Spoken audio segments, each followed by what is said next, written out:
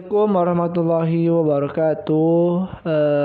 Sebelumnya perkenalkan, nama saya Adimas Yusuf Prasetyo dan teman saya Ponco Teguh Santoso. Pada siang hari ini saya akan mempresentasikan atau membahas kenakalan pada remaja. Sekarang bisa kita lihat akhir-akhir ini banyak remaja yang melakukan kekerasan atau kenakalan atau perilaku-perilaku yang melanggar aturan. Contohnya banyak sekali remaja yang tawuran atau narkoba, lalu seks bebas. Dan yang sangat miris, pada saat itu saya pernah melihat ada remaja yang menjadi bandar dari jaringan narkoba. Nah, di sini kita akan membahas remaja itu apa sih? Remaja itu adalah waktu manusia berumur belasan tahun. Pada masa remaja kita tidak bisa menyebut dia sebagai anak-anak atau orang dewasa. Karena masa remaja ini adalah suatu peralihan manusia dari anak-anak menuju ke dewasa. Menurut ilmu psikologi, remaja adalah suatu periode transisi dari masa awal anak-anak hingga masa awal dewasa. Biasanya dari umur 10 tahun hingga 12 tahun dan berakhir pada usia 18 tahun hingga 22 tahun. Selanjutnya kenakalan. Nah, kenakalan remaja.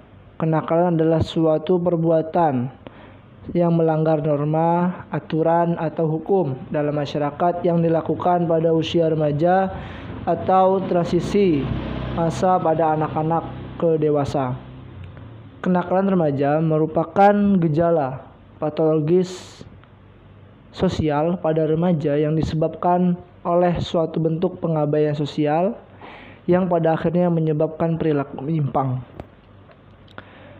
Kenakalan remaja memiliki banyak penyebab atau faktor, di antaranya faktor internal dan faktor eksternal. Faktor internal dibagi lagi menjadi dua, yaitu krisis identitas dan kontrol diri yang lemah. Dan faktor eksternal itu terdiri dari keluarga, pendidikan, dan teman-teman, dan gara-gara teman. Jadi faktor internal krisis identitas itu apa sih? Sebentar. Krisis identitas merupakan perubahan biologis dan sosiologis pada diri remaja, memungkinkan terjadinya dua bentuk integrasi. Pertama, terbentuknya perasaan akan konsistensi dalam kehidupannya. Kedua, tercapainya identitas peran. Jadi kenakalan remaja ini terjadi karena remaja gagal mencapai masa integrasi yang kedua, yang tercapainya identitas peran. Kedua, ada kontrol diri yang lemah. Remaja yang tidak bisa mempelajari dan membedakan mana tingkah laku yang dapat diterima dengan yang tidak dapat diterima akan terseret pada perilaku nakal.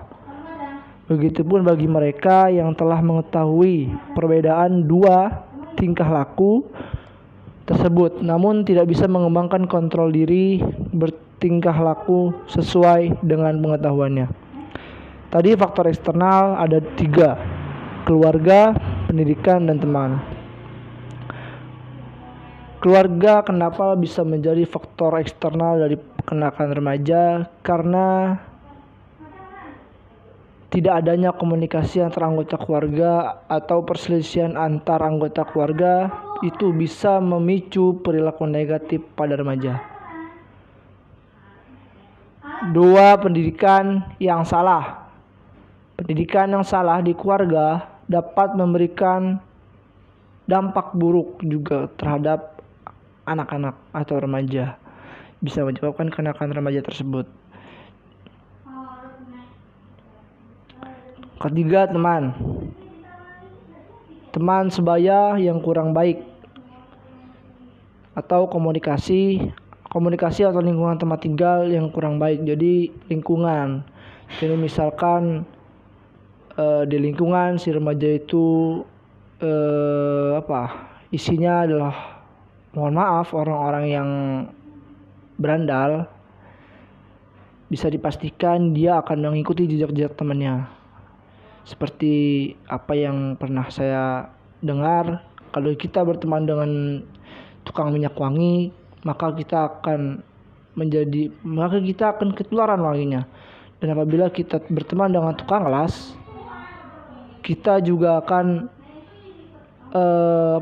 kita juga akan kecipratan itu apinya, kecipratan baunya. Jadi ini yang dimaksud faktor eksternal dari teman atau lingkungan yang kurang baik. Selanjutnya jenis-jenis kenakalan remaja. Jenis-jenis kenakalan remaja dibagi menjadi 3. Ada kenakalan biasa, kenakalan yang menjurus pada pelanggaran dan kejahatan. Yang ketiga ada kenakalan khusus. Kenakalan biasa ini kenakalan yang masih wajar gitu, masih normal, masih awal-awal. Kayak misalkan contohnya membolos sekolah, suka berkelahi antar teman, suka keluyuran malam-malam, dan juga pergi keluar rumah tanpa pamit kepada orang tua.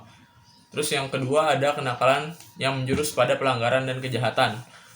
Kalau yang ini lebih menjurus ke arah kriminal. Misalkan contoh mengambil barang orang tanpa izin atau mencuri, dan lain sebagainya. Dan yang ketiga ini ada kenakalan khusus. Kenakalan khusus contohnya ada hubungan seks di luar nikah, pemerkosaan, dan penyalahgunaan narkoba. Yang selanjutnya ada dampak kenakalan remaja. Nah, di dampak kenakalan remaja ini jika si remaja tersebut misalkan melakukan hubungan seks di luar nikah, maka itu juga akan berdampak kepada dirinya di mata lingkungan sekitarnya. Di sini yang pertama di sini dampak kenakalan remaja ini akan menghancurkan masa depan dari remaja itu sendiri, itu sudah jelas. Yang kedua, remaja yang sudah melanggar hukum atau norma sosial biasanya dijauhi oleh orang sekitar. Nah, ini yang tadi saya bilang, ketika misalkan si remaja ini sudah melakukan hubungan seks di luar nikah, maka lingkungannya juga akan memberikan batasan antara si pelaku seks bebas tadi dengan dia. Yang ketiga, dampak kenakalan remaja juga bisa menjadi bibit kriminalitas pada saat sudah beranjak dewasa. Ketika dia sudah terbiasa untuk mencuri atau mencopet dan lain sebagainya, maka besar kemungkinan itu akan dijadikan sebagai profesi untuk dia ke depannya. Nah, jika sudah menjadikan profesi, maka itu akan menyebabkan kriminalitas di Indonesia semakin naik. Selanjutnya, remaja yang hamil di luar nikah bisa mendapatkan masa depan yang suram. Misalkan ketika orang itu melakukan hubungan seks di luar nikah, pasti yang ada 2 kemungkinan. Yang pertama dia akan nikah, yang kedua dia akan menggugurkan kandungannya. Kemungkinan yang pertama dia akan nikah. Kebanyakan dari orang-orang yang menikah dini itu dia tidak melanjutkan pendidikannya, sehingga masa depannya itu tidak ada gitu. Dia hanya mengandalkan dari suaminya, yang suaminya juga itu tidak benar. Selanjutnya, orang tua juga akan terkena dampak, sebab kedua orang tua menanggung beban materi atas seluruh akibat dari kenakalan anaknya. Nah, selanjutnya untuk pihak sekolah juga akan terkena dampak negatifnya. Misalkan ada seorang remaja melakukan tawuran antar sekolah, pasti sekolah itu juga akan dicap sebagai sekolah yang jelek. Yang terakhir, daerah tempat tinggalnya pun juga akan terkena juga dampak dari kenakalan remaja tersebut. Yang selanjutnya, yang terakhir ada solusi mengatasi kenakalan remaja. Solusi mengatasi kenakalan remaja di sini ada 3 juga nih.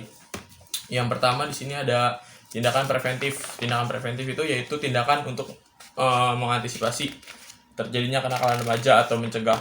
Nah, di sini peran dari orang tua sangat dibutuhkan.